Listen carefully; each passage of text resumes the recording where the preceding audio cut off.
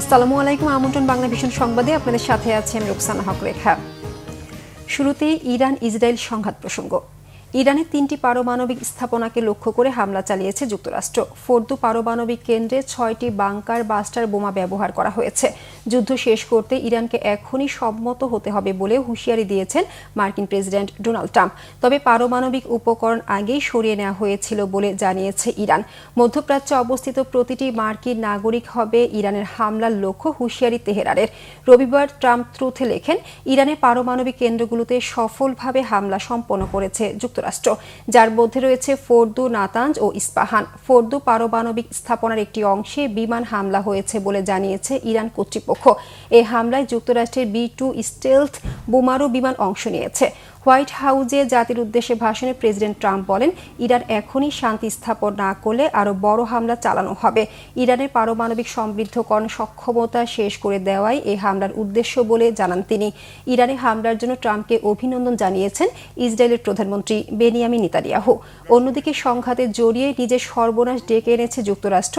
দেশটি যে ক্ষতির মুখে পড়বে তা ইরানের যে কোনো ক্ষতির চেয়ে বহুগুণ বেশি হবে বলে হুঁশিয়ারি দিয়েছেন ইরানের সর্বোচ্চ নেতা আয়াতুল্লাহ আলী খামেনি।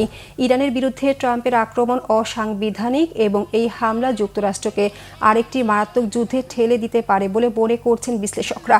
ইরানের সমর্থনে বাগদাদের কাদিমিয়ায় ইসরায়েল বিরোধী বিক্ষোভকারীদের আন্দোলন চলছে।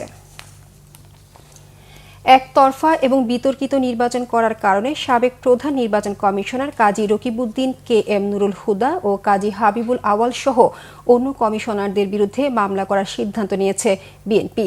এর আগে বিএনপির জাতীয় নির্বাহী কমিটির সদস্য সালাউদ্দিন খান সহ 3 সদস্যের একটি প্রতিনিধি দল 2014, 18 ও 2024 সালের ভোট পরিচালনাকারী প্রধান নির্বাচন কমিশনার ও কমিশনারদের বিরুদ্ধে আইনগত ব্যবস্থা নিতে ইসিতে আবেদন করেছে। পরে শেরেবাংলা নগর থানায় মামলা করবেন। মূলত দশম, একাদশ ও দ্বাদশ জাতীয় সংসদ নির্বাচনে দিনের ভোট রাতে করা এই সিদ্ধান্ত দলটির। আওয়ামী লীগ সরকারের আমলে নির্বাচনগুলোতে দায়িত্বে থাকা নির্বাচন কমিশন ও কর্মকর্তাদের বিরুদ্ধে অনিয়মের তদন্ত করতে এরই মধ্যে সিদ্ধান্ত দিয়েছে অন্তর্বর্তী সরকার। 2025-26 অর্থ বছরের জাতীয় বাজেট পাশ হচ্ছে আজ। বাজেটে কালো টাকা সাদা করার সুবিধা তুলে দেওয়া হবে, রাখা হতে পারে অপ্রদর্শিত অর্থ হিসেবে। আজ উপদেষ্টা পরিষদের সভায় প্রস্তাবিত 2025-26 বাজেট পাশ করা হবে। এরপর হবে প্রজ্ঞাপন জারি। নিয়ম অনুযায়ী নতুন এই বাজেট কার্যকর করা হবে 1 জুলাই থেকে। এর আগে চরম আর্থিক সংকট এবং বিশৃঙ্খলা সত্ত্বেও অতীতের সরকারের মতোই 2025-26 অর্থ বছরের জন্য 7,90,000 কোটি টাকার বিশাল আকারের বাজেট ঘোষণা করে অন্তর্বর্তী সরকার, যেখানে ঘাটতি ধরা হয় 2,26,000 কোটি টাকা। যদিও এ বাজেটের মোট আকার চলতি বাজেটের তুলনায় 7,000 কোটি টাকা কম। রাজধানী হাজারীবাগ এলাকায় ট্যানারি গুদামে ভয়াবহ অগ্নিকাণ্ডের ঘটনা ঘটেছে। শনিবার রাত 1:30টার দিকে হাজারীবাগ মোড়ে আনোয়ার ট্যানারির পাশের গলিতে একটি খেলনা টিনশেড গুদামে এই অগ্নিকাণ্ডের সূত্রপাত হয়। পরে স্থানীয়দের কাছ থেকে খবর পেয়ে ঘটনাস্থলে যায় ফায়ার সার্ভিস। 4টি ইউনিটের সাহায্যে 1 ঘন্টারও বেশি সময় পর আগুন নিয়ন্ত্রণে আনেন তারা।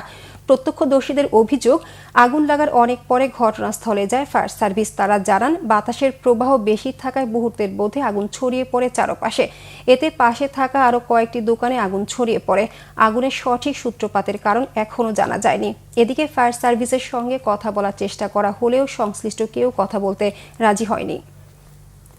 এই ছিল এখনকার মতো। পরের সংবাদ বেলা 12টায় দেখার আমন্ত্রণ রইল। এছাড়া বাংলা ভিশন সংবাদ ও সংবাদ সংশ্লিষ্ট অনুষ্ঠান দেখতে ভিজিট করুন www.bvnews24.com ও facebook.com/banglavisionnews এবং সাবস্ক্রাইব করুন youtube.com/banglavisionnews। ধন্যবাদ সবাইকে।